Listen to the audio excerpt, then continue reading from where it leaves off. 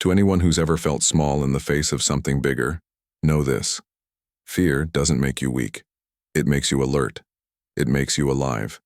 If your hands are shaking, it's because your heart still wants to fight. I never thought I'd see the day I'd wrap my arms around death and hold it until it stopped moving. I wasn't brave. I was cornered. And in that moment I became something else. Not a man. Not a victim. Just instinct, holding on for one more second. The morning started quietly, too quietly in hindsight. The fog still clung to the pasture like a blanket someone forgot to pull back, and the dew under my boots hissed every time I stepped. I was late doing rounds. One of the fences had come loose during the night, and I hadn't slept well knowing that something could slip through. Out here on the edge of the sanctuary, near the barn and the outer sheds, the stillness always felt heavier. Maybe it was the trees, old pines that never moved unless the wind really wanted them to. Or maybe it was the weight of the animals behind those gates, all muscle and myth, sleeping just a few yards from me. I did this job because I believed in the mission: rescue, rehabilitation, respect. Most of our big cats came from circuses, illegal breeding operations, or private collectors who'd realized too late that a lion doesn't care how rich you are. Leo was one of the oldest, 16 years. He'd lost most of his teeth, moved like his bones were rusted, and still, when he looked at you, it felt like staring at something that remembered everything. I'd fed him the night before. Watched him drag his old body over to the edge of his enclosure, flop down with a grunt, and blink slow approval. We had a rhythm, him and I. That morning, though, something was wrong. The metal gate behind the barn, the backup one, was slightly ajar. Not wide, maybe 6 inches, enough that you'd barely notice unless you were looking for it. But the latch had been snapped clean.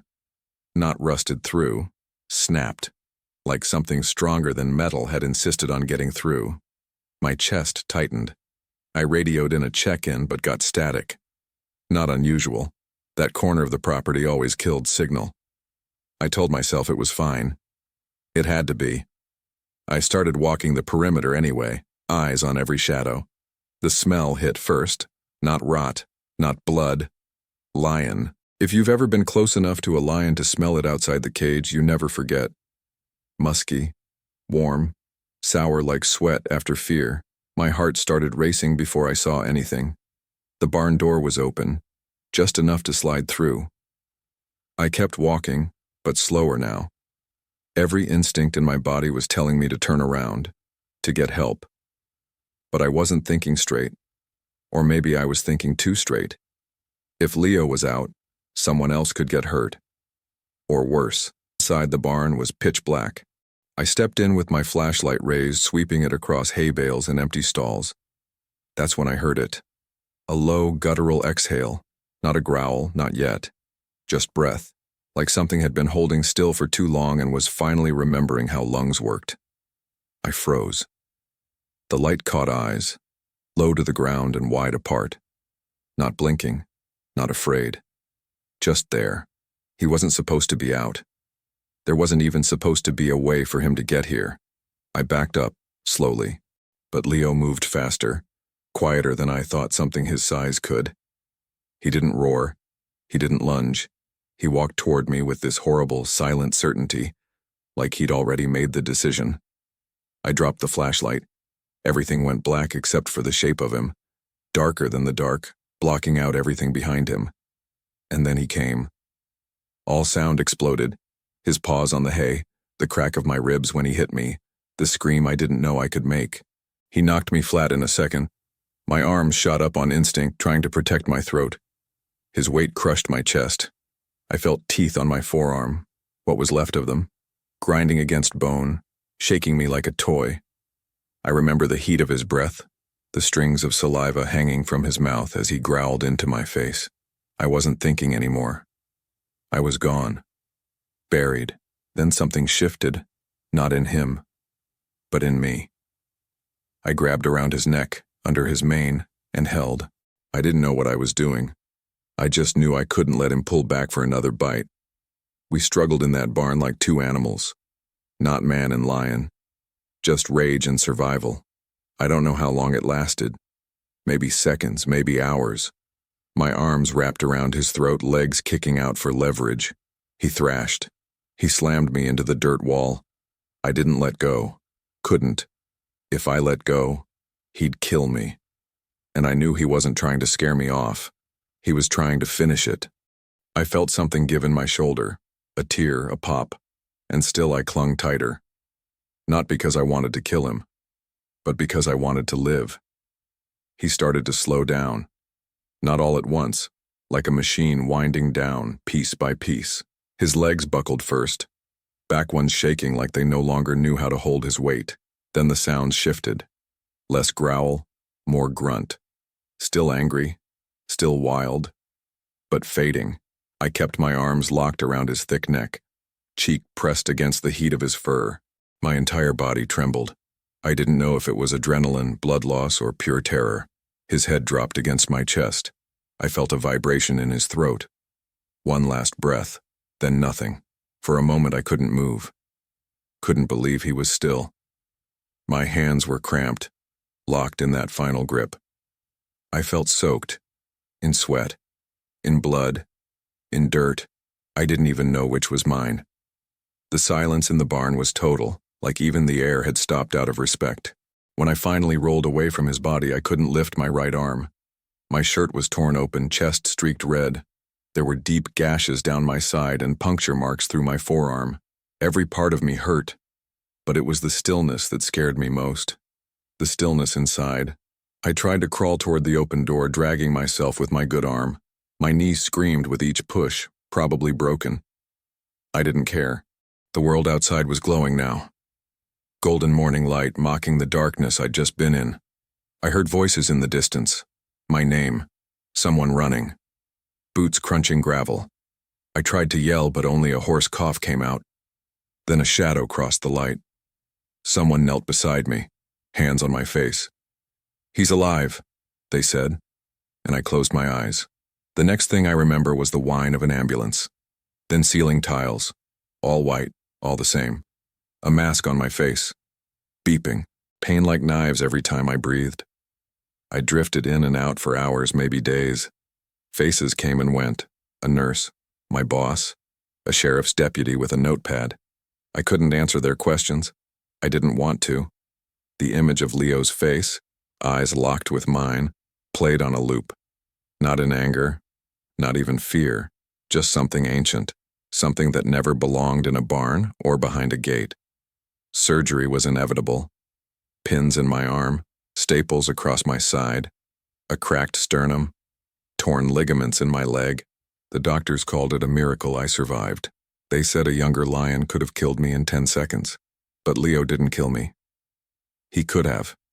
He had every opportunity. But something held him back. Or maybe someone did. Maybe it was me. Maybe it was the rhythm we had, even in that final chaos. I thought about that every time I looked at my arm, now stitched and braced like a patchwork quilt. Sleep became a war. I'd close my eyes and be back in that barn, pinned, choking, listening to the scrape of his claws on the ground. Every time I jolted awake, I checked for fur, for breath on my neck. Sometimes I thought I smelled him. That same musk, faint in the air, even in the sterile hospital room. The therapist said it was trauma, that I needed time, but it felt different, like a presence, not haunting me, watching. I kept the door to my room cracked at night like I did for Leo's enclosure, back when I thought that mattered. When I was finally discharged, I didn't go home. Couldn't. The barn was too close. I moved into a friend's guest room on the other side of the county, far from cages, from fences, from memory. But the silence followed me. I'd hear breathing behind doors, feel pressure at my back when no one was there. Sometimes I woke up holding my pillow like it was a mane. I didn't talk about the attack. People tried. They wanted drama, they wanted rage, but I had none to give. Only this strange, crushing grief. They cremated Leo, said there was no choice. Said he was a danger, no investigation, no autopsy, just a quiet decision made by someone behind a desk. I wasn't told until it was done. They sent me a piece of his mane, wrapped in a linen cloth, as if that would bring comfort. I didn't open it for weeks. When I finally did, I didn't cry. I didn't scream. I just sat there holding it in my lap, feeling the coarse texture between my fingers. It still smelled like him. Still felt warm, even though I knew it couldn't be. One night I took that piece of mane and buried it in the woods. No marker, no ceremony. Just me, my hands in the dirt and the wind in the trees. I whispered something as I pressed the earth down. I don't remember what. Maybe it was an apology. Maybe a thank you. I left the spot without looking back. But I knew it would always be there. The place where I put the part of me that couldn't come back. The part that had held on until the breathing stopped. And yet, something stayed. In me. Around me. Not fear. Not guilt. But something deeper. A truth, maybe. That we are never fully in control. That sometimes we are just the hands inside a storm, trying not to let go. Returning to the sanctuary wasn't something I planned. It happened like most things do after trauma. By accident, or maybe by necessity. 3 months after the attack, I got a letter from one of the new volunteers. A kid named Emmett. He'd heard about what happened. Everyone had. And he wanted to meet the person who survived. I ignored it at first, but he wrote again. And again. Not questions. Just stories. About how Leo used to pace the fence at sundown. About how the place felt quieter without him. About the others, the tigers, the cougars, the wolves, who somehow also seemed changed. Eventually, I went back. Not to work. Just to see. The barn had been cleaned, the gate repaired, the fences reinforced, but the space felt hollow, like something vital had been removed and never replaced. I walked the perimeter alone, my steps uncertain, as if the ground still remembered. There were new faces on staff, new routines, but the air was the same. The same birds overhead, the same cicadas in the grass. Nature doesn't mourn the way we do. It just continues.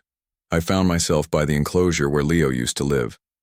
It had been closed off, unused, overgrown.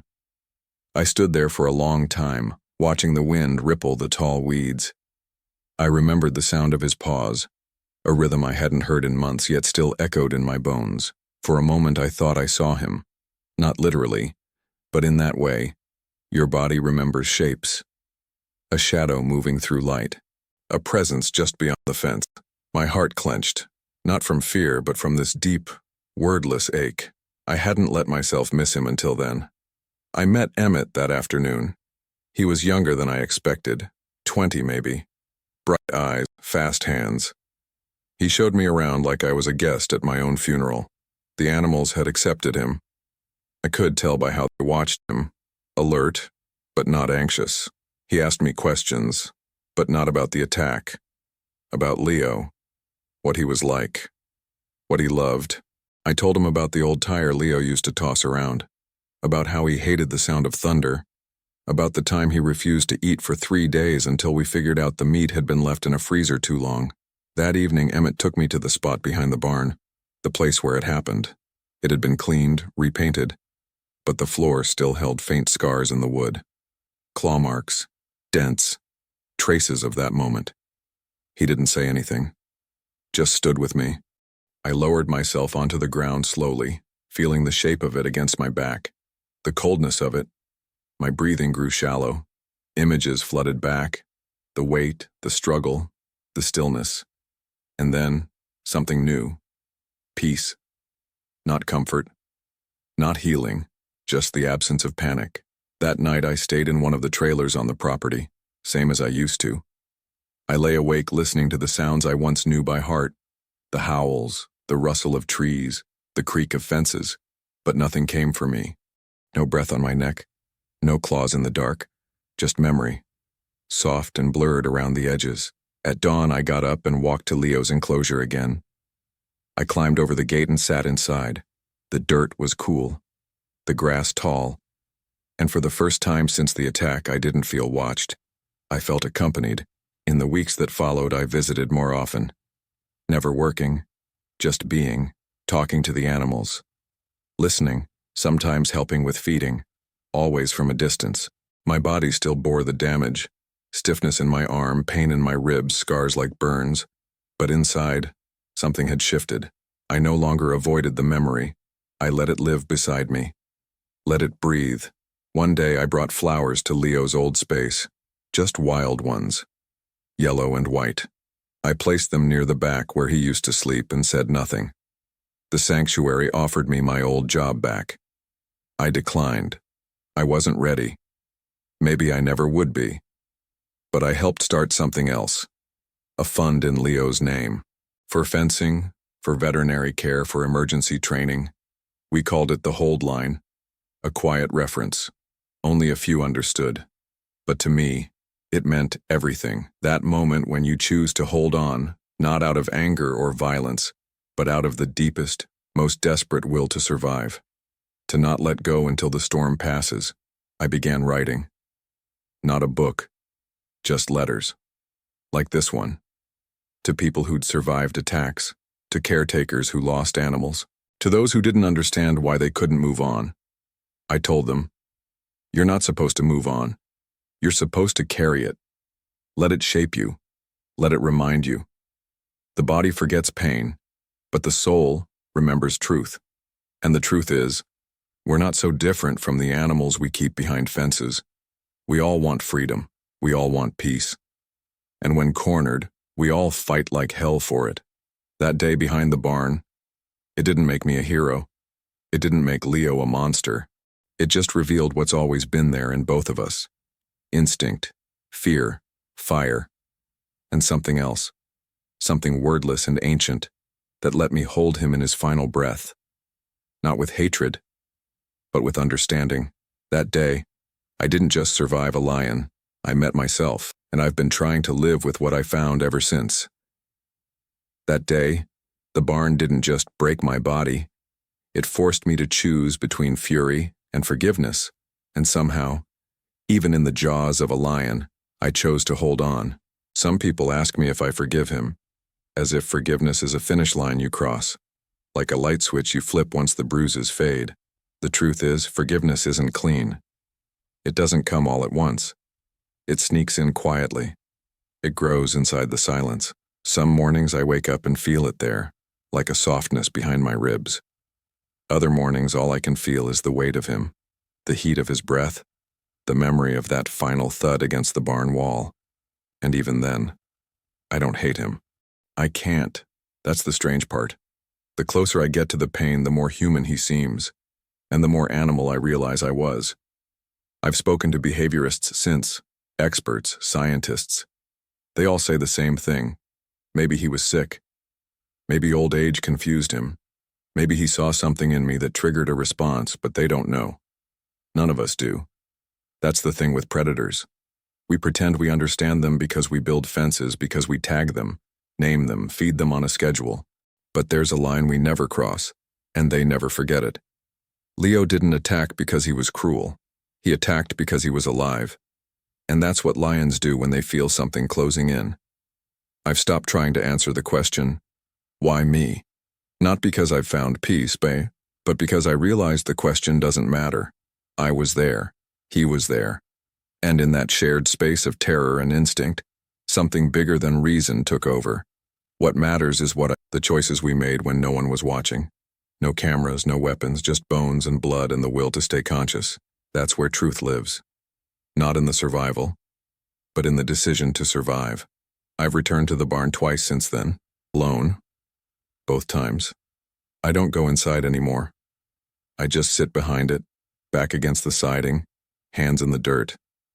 The birds sing there like they always did. The breeze carries the smell of hay and rust. Sometimes I close my eyes and let my body remember. Not the fight, but the before. The moment right before he charged. That split second when everything stood still. When his eyes met mine and the whole world was quiet. That's the part I carry. That's the part I keep alive. Emmett runs the sanctuary now. He sends me updates, photos, letters. He's good with them. Better than I ever was. The animals trust him. He's building a new enclosure near the forest line. Bigger, open, more space to roam. He asked if I'd name it. I chose Second Breath, for what it gave me, for what it took from Leo. It's not just a cage, it's a monument to that moment, when you think it's over, when the teeth are in, when the lights dim, and somehow you inhale again. There's a scar on my side that never healed right. It pulls when I stretch, burns when it rains. I used to cover it. Now I trace it with my fingers. It's not just flesh. It's a map, a reminder, a permanent question mark etched into my skin.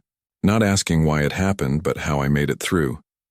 I look at it sometimes when I wake in the dark, when the wind rattles the window, when my breath catches for no reason. And I tell myself, this is what it means to live alongside danger. You don't run from it. You recognize it. I've started speaking at shelters, rescue centers, and sanctuaries. Not to preach, just to share, just to remember. People need to know the line between love and danger is thinner than we want to admit. That to care for something wild is to accept that it may one day turn on you, and love it anyway. That's not foolishness. That's courage. And that's what caretakers do. We risk the break, the bite, the breath being ripped from us. Because something inside us knows. These lives, no matter how sharp their teeth, are worth it. I was asked once if I'd go back in time and stop the attack. Undo it. Erase it. And honestly, I don't know. Maybe not. That part of me, the part that knew Leo's steps by sound, that felt the shift in the air before he moved, that part still whispers in my blood. And even though the cost was high, what I found in that barn, in myself, in him, was something I never would have seen from the safety of a gate. It changed me, shaped me, not into a victim, not into a survivor, but into someone who understands what it means to stand inside the mouth of death and still reach for light. I don't tell people how to heal. I don't think you do heal. I think you build around the wound. You carry it forward, brick by brick, until it becomes a shelter for someone else. That's what I hope this story becomes.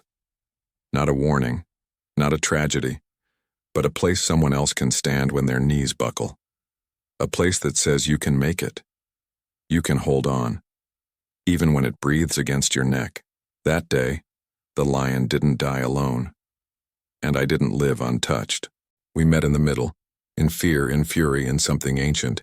And from that violent crossing I came back not whole but awake.